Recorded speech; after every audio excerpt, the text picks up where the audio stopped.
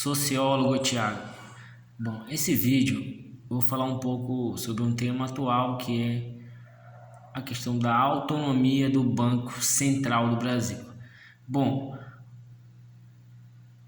sabemos que a política econômica do país ela é responsabilidade do governo federal. No caso, a política econômica ela é pautada por três pilares. Primeiro, a política fiscal, que envolve a questão da cobrança de tributos, que são impostos mais taxas, E a política monetária, que é a compra e venda de moeda estrangeira para fazer reservas, especialmente o dólar, E a política mais, assim, digamos que política mais no chão da economia, digamos assim, que é aquela política mais direta, na qual o governo ele pode agir, fazendo, por exemplo, obras públicas, fazendo serviços públicos como educação, saúde, oferecendo gratuitamente, porque geralmente esses serviços eles são serviços,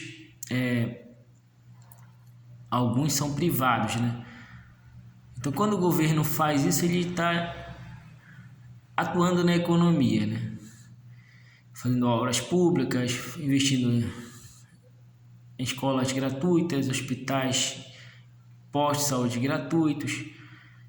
Então, esse tipo de política ela é uma política antiliberal, É antiliberalismo por quê? Porque o mercado ele não quer a participação do governo na economia, Então, o Banco Central ele é formado, ele é uma instituição, melhor dizendo, que ele atua na regulação das atividades financeiras do país. Então, ele cria regras para o funcionamento dos bancos, por exemplo. Os bancos podem cobrar quais taxas, por exemplo, quais taxas os bancos podem cobrar, ou, por exemplo, o banco pode querer modificar uma taxa, querer aumentar, querer diminuir. Então, o Banco Central ele cria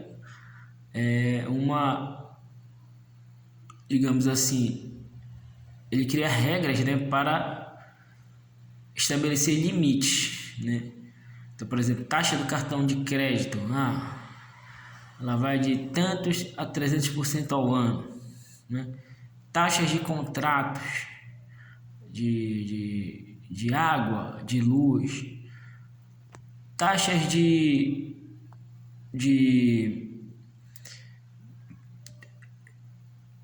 títulos da dívida do governo,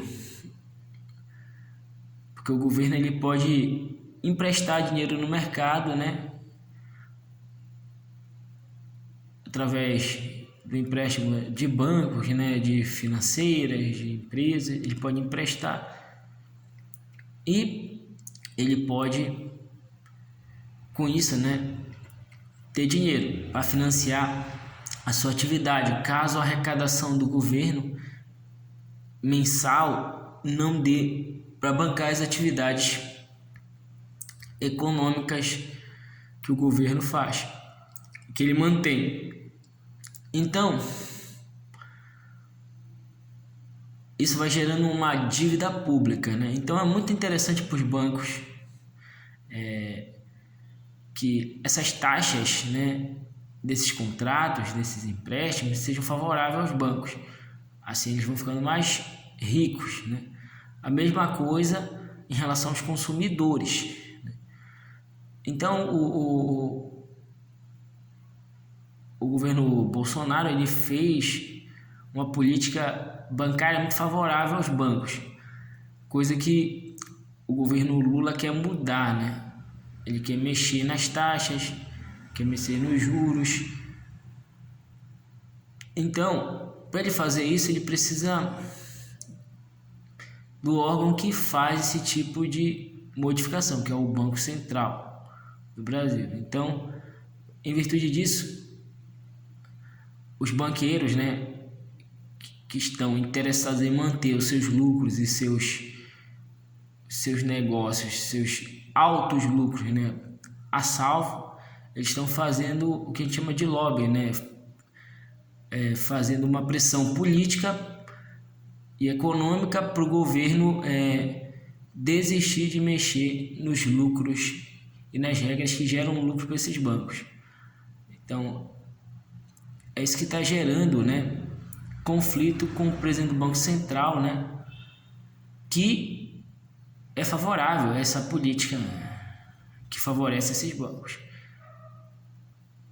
E é claro que as emissoras de televisão, emissoras como a Record, a Globo, a SBT, elas têm, né, como grandes patrocinadores banqueiros, Itaú, Bradesco, Unibanco, etc., né, e outros bancos, né? Então, ela acaba recebendo, né, pressão para falar sobre esse assunto, né, favoravelmente aos bancos, pressionando o governo, né, a não mexer com os bancos. E quem é ingênuo e não tem essa visão acaba achando que o governo está fazendo alguma coisa de errado, que vai prejudicar a economia. Na verdade, aí tu tem que perguntar, vai prejudicar quem? O consumidor, que já paga juros altíssimos, ou os banqueiros que estão milionários e não querem perder a sua fonte de lucro? Aí você tem que escolher o seu lado, ou o seu lado é o do consumidor, ou o seu lado é do banqueiro. Fica a dica.